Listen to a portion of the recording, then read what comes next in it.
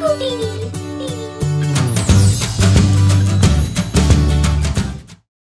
बच्चों, आज मैं लेकर आई हूँ पंचतंत्र की एक और नई कहानी जिसका नाम है शत्रु का शत्रु मित्र।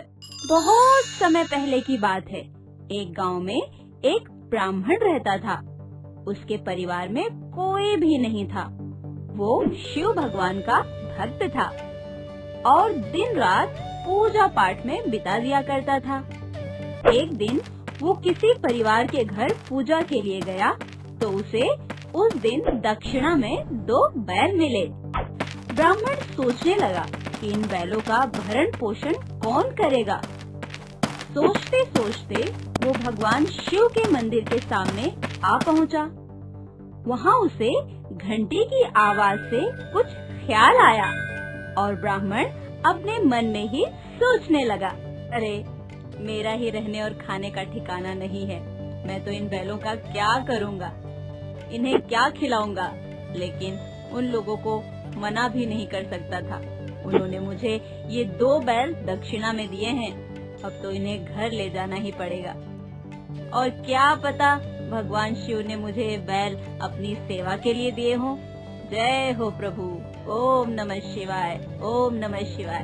ऐसा कहकर ब्राह्मण शिव मंदिर के आगे हाथ जोड़ लेता है। फिर वह उन बैलों की रोज देखभाल करने लगता है, मानो जैसे शिव भगवान की पूजा करता हो। उनका भरण पोषण ब्राह्मण दक्षिणा में मांग मांग कर करने लगा। एक दिन ब्राह्मण सोचने लगता है, भगवान शिव की लीला भी कितनी अपरंपार है। कहा मैं एक अकेला इंसान जिसका इस दुनिया में कोई नहीं है, न पत्नी और न बच्चे, न कोई दोस्त, न रिश्तेदार जिसके घर में जा सकूं।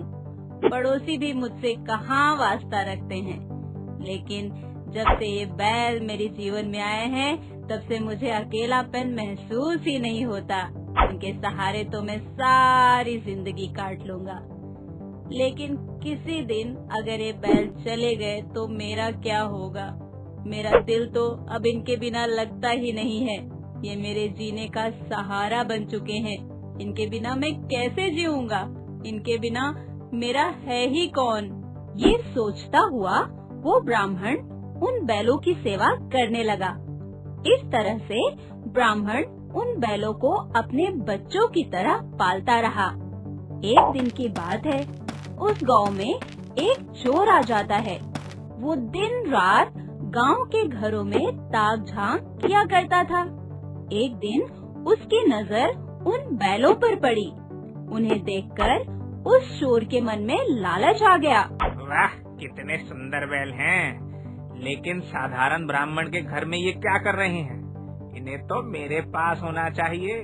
वैसे भी तो ब्राह्मण उन बैलों को क्या खिलाता होगा। मैं इन्हें अपने घर ले जाऊंगा और घर ले जाकर इनकी सेवा किया करूंगा। आज रात को ही इन्हें अपने घर ले जाने का बंदोबस्त करता हूँ।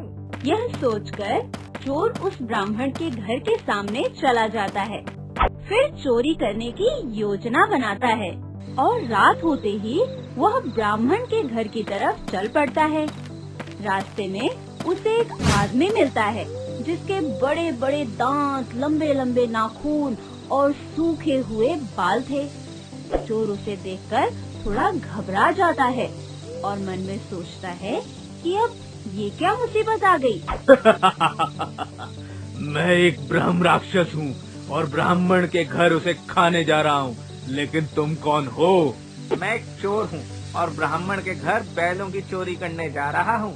तो मित्र, क्यों ना हम एक साथ ही चलें, जब हमारी मंजिल ही एक है। तुम्हें अपने बैल मिल जाएंगे और मुझे उस ब्राह्मण को खाने का मौका मिल जाएगा। तुम अपना काम करना और मैं अपना।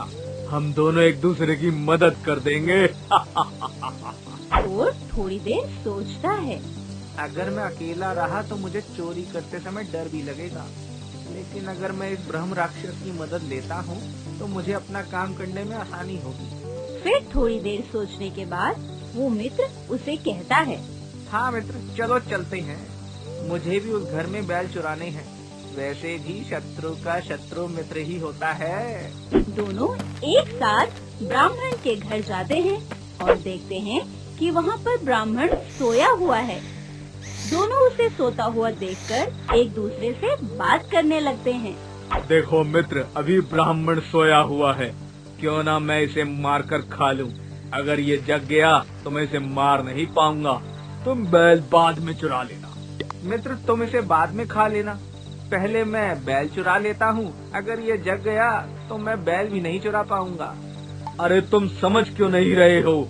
अगर तुम्हारे चोरी के चक्कर में ये जाग गया तो मेरा काम भी बिगड़ेगा और तुम्हारा भी। बेहतर यही है कि तुम मुझे इसे खाने दो। जब ये मर जाएगा तो फिर तुम उसे आसानी से बैल चुरा सकते हो। इस तरह से दोनों में बहस हो जाती है और फिर उसकी लड़ाई की जोर जोर की आवाजों से ब्राह्मण जग जाता है।